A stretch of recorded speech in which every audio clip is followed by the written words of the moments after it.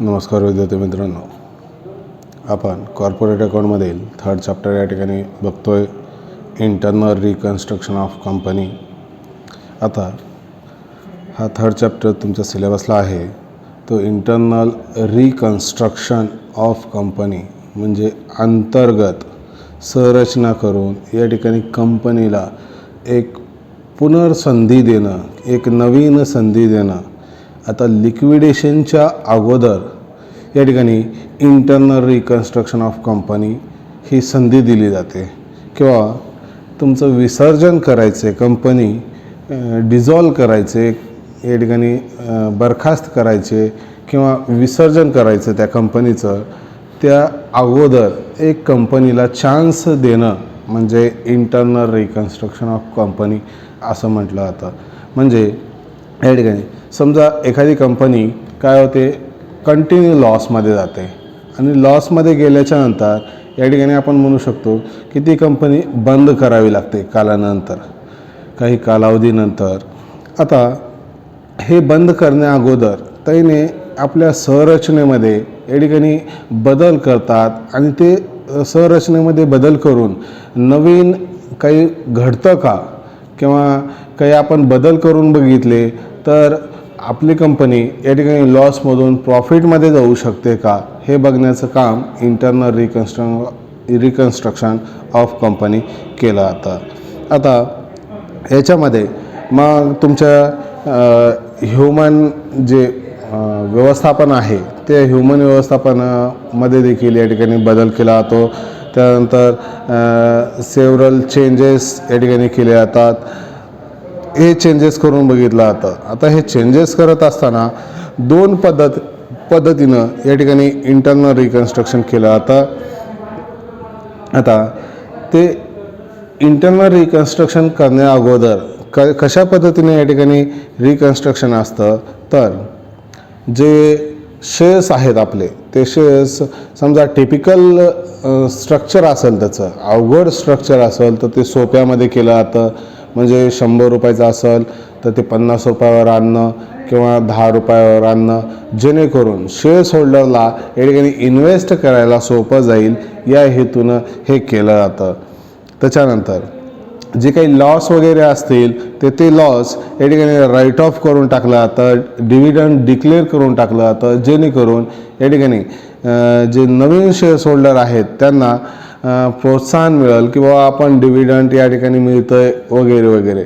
म्हणजे एखादी कंपनी समजा लॉसमध्ये आहे आणि डिव्हिडंड बाजूला काढून ठेवला, ते डिव्हिडंड शेअर्स होल्डरमध्ये वाटून टाकायचा. वाटून टाकल्याच्यानंतर आपल्या शेअर्सची प्राईस 100 रुपये होती, ती कमी करायची, जेणेकरून न्यू शेअर्स होल्डर जे आहेत किंवा न्यू इन्व्हेस्टर जे आहेत ते आपले शेअर्स खरेदी करतील. का तर या ठिकाणी डिव्हिडंड मिळतं, त्यासोबतच शेअर्सची प्राईस कमी आहे, या हेतूने या ठिकाणी ते इन्व्हेस्ट करायला तयार असतात असं आपल्याला म्हणता येतं. त्यासोबतच असेट्स आणि लॅबिलिटी जे काय आहेत ते शो करणं, आमच्याकडे असेट्स एवढे आहेत, लॅबिलिटी एवढे आहेत, तेवढ्या या ठिकाणी शो करून तुम्हाला या ठिकाणी इन्व्हेस्ट करायला प्रोत्साहित करणं, या पद्धतीने या ठिकाणी साधारणतः हे इंटरनल रिकन्स्ट्रक्शन करत असताना केलं जातं. आता हे इंटरनल रिकन्स्ट्रक्शन करत असताना दोन पद्धतीने केलं जातं. टाईप्स ऑफ रिकन्स्ट्रक्शन, एक इंटरनल रिकन्स्ट्रक्शन आणि दुसरा आहे एक्सटर्नल रिकन्स्ट्रक्शन. आपल्या सिलेबसला या ठिकाणी इंटरनल रिकन्स्ट्रक्शन आहे. इंटरनल रिकन्स्ट्रक्शन म्हणजे reduction of capital, rearrangement of shares capital, reorganization are include in its. म्हणजे या ठिकाणी कॅपिटलमध्ये रिडक्शन करायचं, कमी करायचं कॅपिटल, किंवा रिअरेंजमेंट करायचं कॅपिटलची, किंवा ऑर्गनायझेशनचं देखील काय म्हणतात ऑर्गनायझेशन केलं जातं असं आपल्याला म्हणता येतं. त्यामध्ये या ठिकाणी शेअर्स जे आहेत ते 100 रुपयावरून 50 रुपयावर आणणं, किंवा 100 रुपयाचाच ठेवणं किंवा वाढवणं, या घटना घडत असतात. डिबेंचर होल्डरला या ठिकाणी विचारणं की बाबा तुम्ही काही सूट देऊ शकता का, किंवा व्याज वगैरे या ठिकाणी माफ करू शकता का. त्यासोबतच असेट्सची ॲक्च्युअल व्हॅल्यू किती आहे, आणि आपण दाखवलं आहे किती हे या ठिकाणी बघणं आणि ॲक्च्युअल व्हॅल्यू या ठिकाणी घेणं हे इंटर्नल रिकन्स्ट्रक्शनमध्ये येतं. आणि एक्सटर्नल रिकन्स्ट्रक्शनमध्ये या ठिकाणी कंपनी म्हणजे कंपनी जात असते लिक्विडेशनकडं जात असते. त्याला एक्सटर्नल रिकन्स्ट्रक्शन असं म्हटलं जातं. म्हणजे एखादी कंपनी या ठिकाणी टेक ओव्हर करून घेत असते असं आपल्याला म्हणता येतं. म्हणजे आपली कंपनी लॉसमध्ये आहे तर त्यावेळेस दुसरी एखादी नवीन कंपनी आपल्या कंपनीला टेक ओव्हर करून घेत असते आणि जुनी कंपनी जी आहे ती लिक्विडेशनमध्ये जात असते असं आपल्याला म्हणता येतं. याला एक्सटर्नल रिकन्स्ट्रक्शन असं म्हटलं जातं. आता इंटर्नल रिकन्स्ट्रक्शनचे फॉर्म्स काय काय आहेत, काय केलं जातं तर ते अल्टरेशन ऑफ शेअर्स कॅपिटल, त्याच्यामध्ये increase in shares capital bye issue new shares या ठिकाणी इशू करणं. म्हणजे आपले शेअर्स जे आहेत ते शेअर्स या ठिकाणी वाढवणं. आपले शेअर्स समजा 5,000 आपण विक्रीला काढलेले आहेत. आता ऑथराइज्ड कॅपिटल आपलं 10,000 शेअर्स आहे तर त्यावेळेस आपण आणखीन काही शेअर्स विक्रीला काढणं. त्याच्यामुळं या ठिकाणी शेअर्स कॅपिटल हे तुमचं इन्क्रीज होतं आणि न्यू शेअर्स हे इश्यू होत असतात असं आपल्याला म्हणता येतं. त्यानंतर सेकंड नंबर आहे कन्सॉलिडेशन ऑफ शेअर्स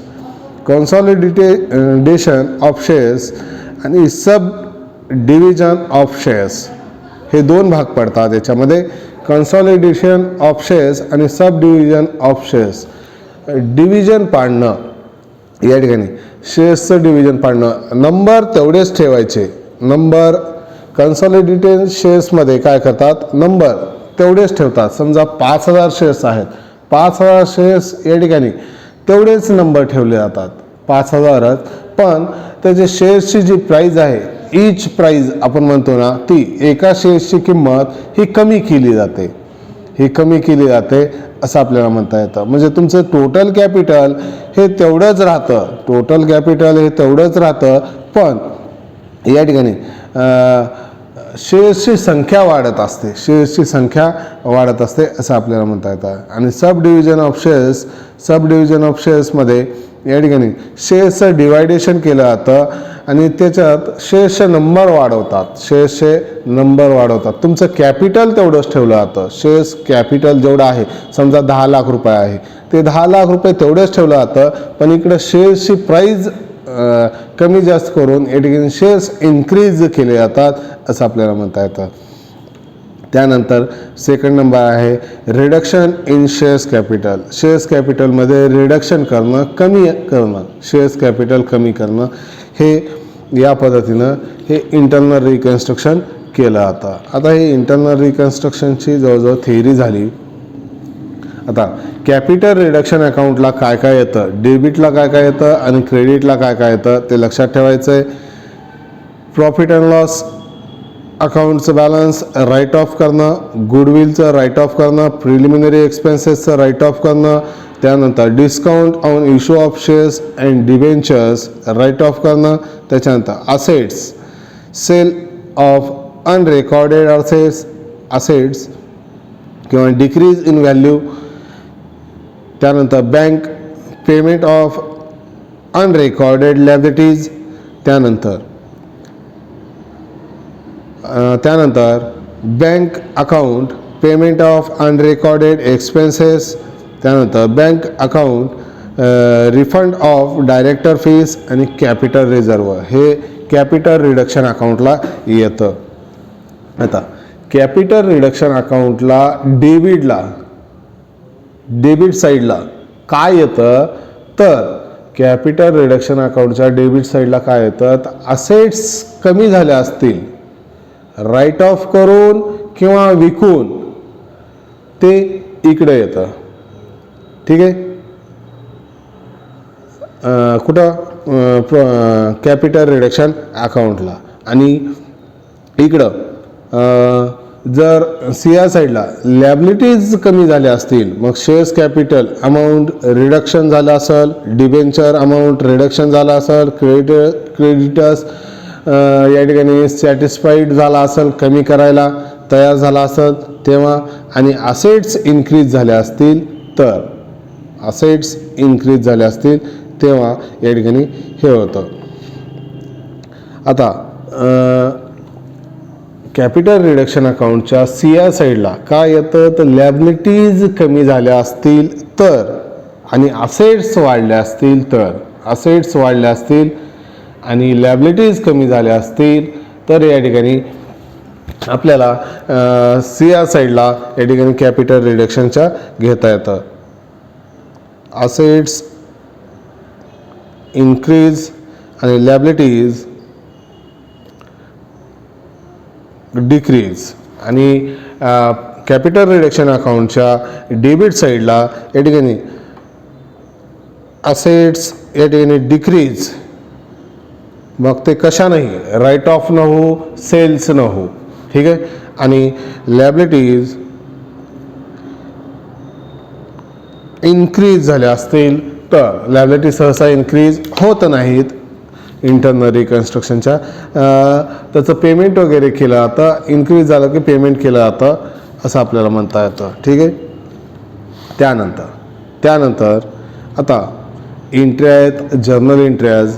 आपल्याला बॅलन्स शीट काढावी लागते आणि जर्नल एंट्रीज काढावी लागते.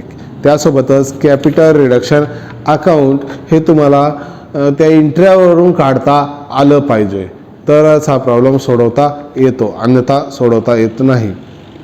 आता पहिली एंट्री आहे reduction in shares face value of equity shares. आता इक्विटी शेअर्सच्या फेस व्हॅल्यूमध्ये रिडक्शन केलं असेल, कमतरता म्हणजे फेस व्हॅल्यू त्याची 10 रुपये आहे, ते 10 रुपयावरून 5 रुपये करणं किंवा 8 रुपये करणं. आता 10 रुपयाचा शेअर्स 5 रुपयाला आणला, मग हे बाकीचे 5 रुपये कुठे गेले तर ते कॅपिटल रिडक्शनला ट्रान्सफर केले जातात. मग एंट्री होते old equity shares capital account DR to new equity shares to capital reduction account.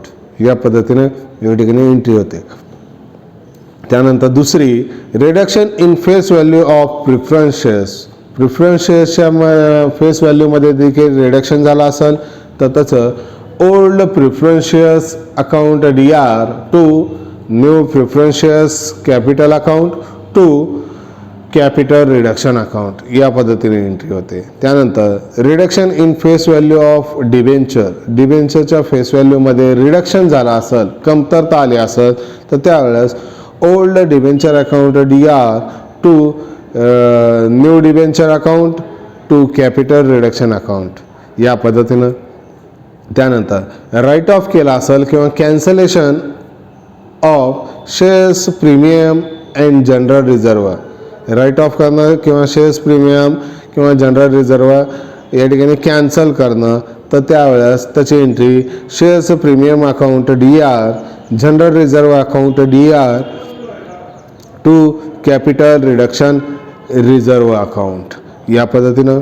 आता असेट्स या ठिकाणी इन्क्रीज झाले असतील, अगोदर लॅबिलिटी डिक्रीज होतीये, लॅबिलिटी डिक्रीज होतीये आणि असेट्स इन्क्रीज झाले असतील तर capital reduction account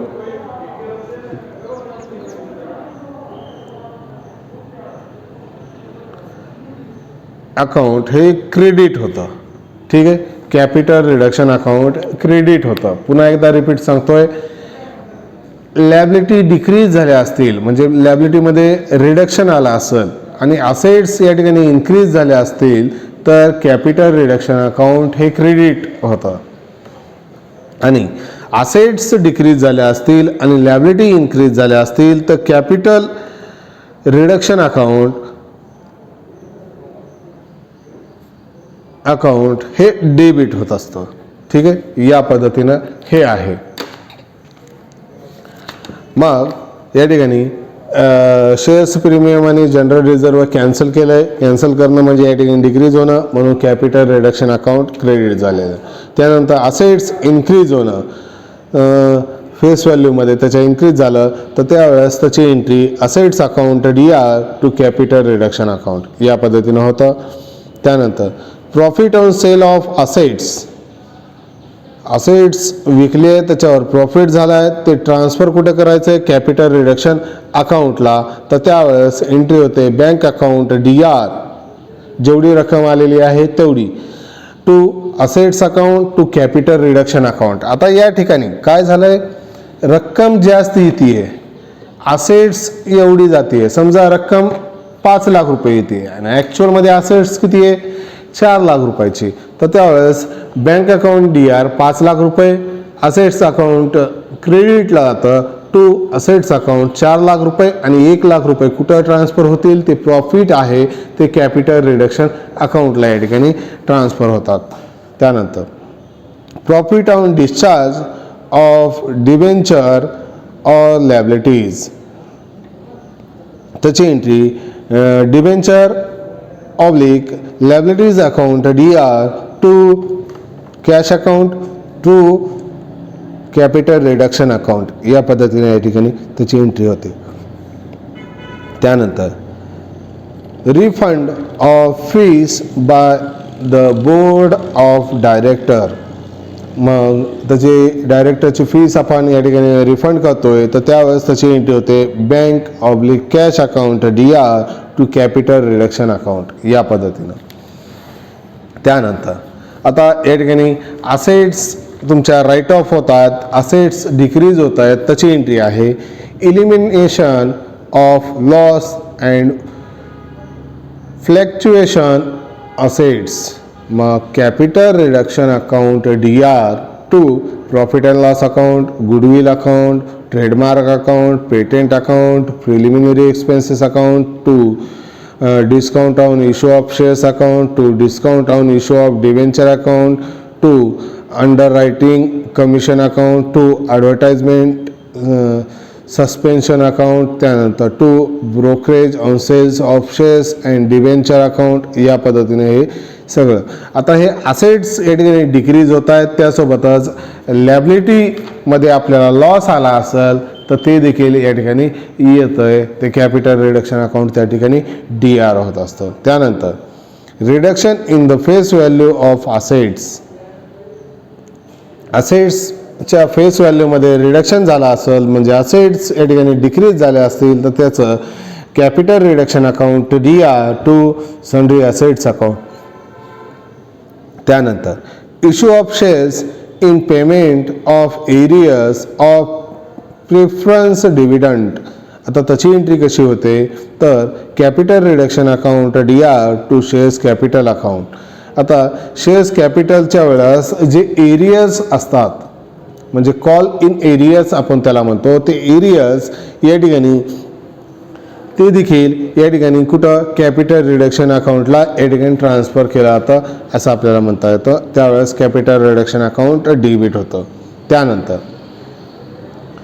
payment of contingency liability cost of reorganization, आता रिऑर्गनायझेशनचा खर्च म्हणजे इंटरनल रिकन्स्ट्रक्शन करतोय आपण, ठीक आहे, इंटरनल रिकन्स्ट्रक्शन करतोय तर त्याचा खर्च काही येत असेल, मग ते खर्च या ठिकाणी आपल्याला पेड करावा लागतो. तो कुठून पेड केला जातो, तर कॅपिटल रिडक्शन अकाउंट म्हणून पेड केला जातं. म्हणून capital reduction account DR to bank account, या पद्धतीने या ठिकाणी एंट्री होते. त्यानंतर शेवटची loss on sale of assets, असेट्सवर लॉस झाला असेल सेल करताना तर त्यावेळेस ते कॅपिटल रिडक्शन अकाउंट DR होतं. म्हणजे बँक अकाउंट DR तीच एंट्री या ठिकाणी उलटी. समजा असेट्स या ठिकाणी 5 लाख रुपयाचे आणि आपल्याला 4.5 लाख रुपये येत आहेत तर त्यावेळेस या ठिकाणी एंट्री काय होईल, bank account DR 4,50,000, capital reduction account DR 50,000 आणि टू असेट्स अकाउंट 5 लाख रुपये, या पद्धतीने या ठिकाणी एंट्री होते. ठीक आहे, हे झालं साधारणतः इंटरनल रिकन्स्ट्रक्शन ऑफ कंपनीची थेरी. त्यासोबतच आपण एंट्र्या वगैरे बघितलेले, अकाउंट्स बघितलेले. आता पुन्हा एकदा रिपीट सांगतो, कॅपिटल रिडक्शन अकाउंट डेबिट कधी होतं आणि क्रेडिट कधी होतं. डेबिट कधी होतं, ज्या वेळेस असेट्स डिक्रीज होत असतील, असेट्स कमी होत असतील, ते राईट ऑफ करून किंवा ते सेल्स करून या ठिकाणी कॅपिटल रिडक्शन अकाउंट त्या ठिकाणी डेबिट होतं. लॅबिलिटी इन्क्रीज होत असतील तर त्यावेळेस कॅपिटल रिडक्शन अकाउंट हे डेबिट होतं. ठीक आहे. तर क्रेडिट कधी होतं? ज्यावेळेस असेट्स इन्क्रीज होत असतील आणि लॅबिलिटीज डिक्रीज होत असतील तर त्यावेळेस कॅपिटल रिडक्शन अकाउंट हे क्रेडिट होत असतं असं आपल्याला म्हणता येतं. या पद्धतीनं फक्त कॅपिटल रिडक्शन अकाउंट डेबिट कधी? Assets decrease, liability increase. ठीक आहे. आणि कॅपिटल रिडक्शन अकाउंट क्रेडिट कधी? ज्यावेळेस लॅबिलिटी इन्क्रीज आणि असेट्स इन्क्रीज आणि लॅबिलिटी डिक्रीज होत असतील तर त्यावेळेस ते क्रेडिटला जात असतं असं आपल्याला म्हणता येतं. ठीक आहे. या पद्धतीनं हे आहे. राहिलेला भाग आपण नंतर प्रत्यक्ष प्रॉब्लेम बघू. ठीक आहे. धन्यवाद.